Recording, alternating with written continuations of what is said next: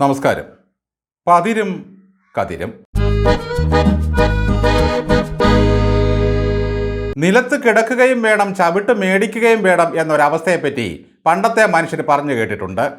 ഇതേ ഒരു അവസ്ഥയിലെത്തിയിരിക്കുകയാണ് കേരളത്തിലെ പ്രതിപക്ഷം.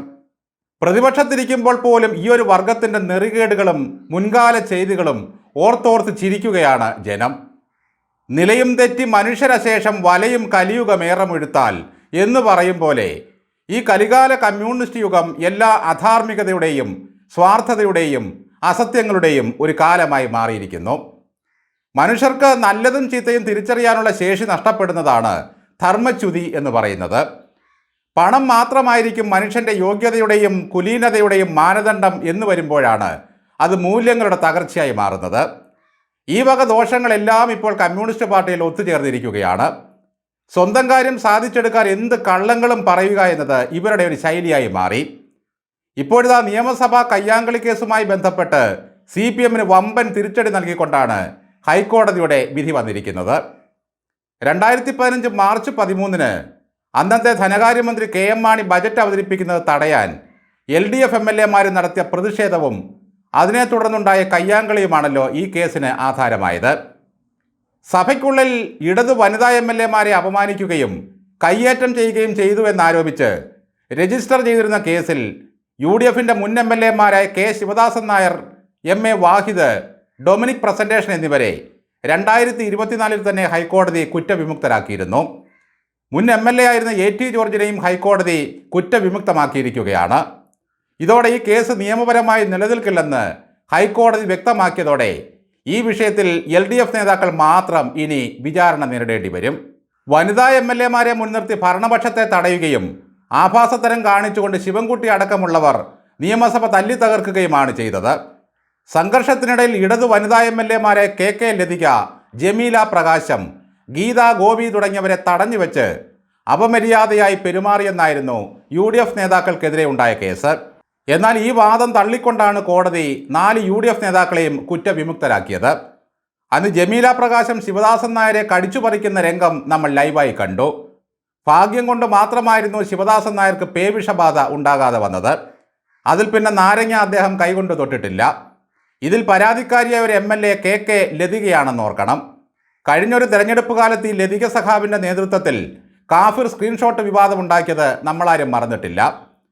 ഒരു തെരഞ്ഞെടുപ്പിൽ മതവിദ്വേഷമുണ്ടാക്കാൻ കൃത്രിമമായി ഉണ്ടാക്കിയ ഒരു സ്ക്രീൻഷോട്ട് പ്രചരിപ്പിച്ച ഈ വനിതാ സഖാവ് ഒരു കള്ളക്കേസ് കൊടുക്കുന്നതിൽ വല്ല കുറ്റവുമുണ്ടോ? അക്ഷരാർത്ഥത്തിൽ അന്ന് പ്രതിപക്ഷത്തായിരുന്ന ഇടതുപക്ഷം സഭയിൽ അഴിഞ്ഞാടുകയായിരുന്നു. എന്തൊരു മ്ലേച്ഛമായതും ഹീനമായതുമായ രീതിയിലായിരുന്നു അവർ നിയമസഭ തല്ലി തകർത്തത്. എന്നിട്ട് കഴിഞ്ഞ 10 വർഷം ഭരണത്തിലിരുന്നപ്പോൾ പ്രതിപക്ഷത്തിന് ധാർമ്മികതയെപ്പറ്റിയും സഭയുടെ അന്തസ്സിനെപ്പറ്റിയും ക്ലാസ് കൊടുക്കുന്നതായിരുന്നു പ്രധാന പരിപാടി. ഇങ്ങനെ പതിവായി ക്ലാസ് എടുത്തുകൊണ്ടിരുന്നത് ശിവൻകുട്ടി സഖാവായിരുന്നു. ശിവൻകുട്ടിയുടെ അന്നത്തെ ആ ഡെസ്ക് ഡിസ്കോയാണ് പുതിയ തലമുറ ഇത്രയേറെ നശീകരണ പ്രവണതയിലേക്ക് നയിച്ചിട്ടുള്ളത്. ഏതു മുതലും തല്ലിത്തകർക്കാമെന്നൊരു സന്ദേശമാണ് അന്ന് ശിവൻകുട്ടി കുട്ടികൾക്ക് നൽകിയത്. പിന്നീട് അദ്ദേഹം വിദ്യാഭ്യാസ മന്ത്രിയാവുകയും ചെയ്തു. ചുരുക്കി പറഞ്ഞാൽ ഏത് കവലച്ചട്ടമ്പയ്ക്കും CPM-ലെത്തിയാൽ മന്ത്രിയാകാമെന്നൊരു ചിന്ത പിള്ളേരിൽ വളർന്നു. കഴിഞ്ഞ 10 വർഷവും ഭരണപക്ഷം സഭാനാഥൻ്റെ കസേരയെപ്പറ്റിയും അതിൻ്റെയൊക്കെ മഹത്വത്തെപ്പറ്റിയും പറയുന്നത് കേൾക്കുമ്പോൾ നിയമസഭാ മന്ദിരത്തിലെ ആനകൾ വരെ പിണ്ടമിടുകയാണ്. സ്പീക്കറുടെ വേദിയിൽ അതിക്രമിച്ചു കയറി കസേര, കമ്പ്യൂട്ടറുകൾ, മൈക്ക്, ഇലക്ട്രോണിക് പാനലുകൾ എന്നിവ അങ്ങ് തകർത്തു. 2,20,000 രൂപയുടെ പൊതുമുതലാണ് അന്ന് നശിപ്പിച്ചത്. ആ കേസിൽ Sivankutty, Jaleel, K Ajith Kumar, EP Jayarajan, K Kunjahammed എന്നിവർ വിചാരണ നേരിടുകയാണ്. എന്നാൽ ഈ തരംതാണ പ്രകടനം നടത്തിയ ഈ നേതാക്കൾക്കെതിരെയുള്ള കേസ് പിൻവലിക്കാൻ LDF ചില്ലറ പണികളല്ല ഭരണത്തിലിരുന്ന് പയറ്റിയത്. വിചാരണ കോടതിയെയും ഹൈക്കോടതിയെയും സമീപിച്ചെങ്കിലും കേസ് പിൻവലിക്കാൻ കോടതി അനുവദിച്ചില്ല. എന്നിട്ടും ജനങ്ങളുടെ കാശെടുത്ത് സുപ്രീം കോടതി വരെ ഹർജിയുമായി പോയി. സുപ്രീം കോടതിയും സർക്കാരിൻ്റെ അപ്പീൽ തള്ളി തലയ്ക്കൊരടി കൊടുത്തു. LDF നേതാക്കൾ വിചാരണ നേരിടേണ്ട സാഹചര്യം ഉണ്ടായപ്പോഴാണ് LDF MLA UDF നേതാക്കൾക്കെതിരെ പരാതിയുമായി മുന്നോട്ട് വന്നത്. അവരെ കൂടെ കേസിൽ ഉൾപ്പെടുത്തിയാൽ രാഷ്ട്രീയമായി ഒത്തുതീർപ്പ് നടക്കുമെന്ന് ഈ മണ്ടന്മാർ കരുതി.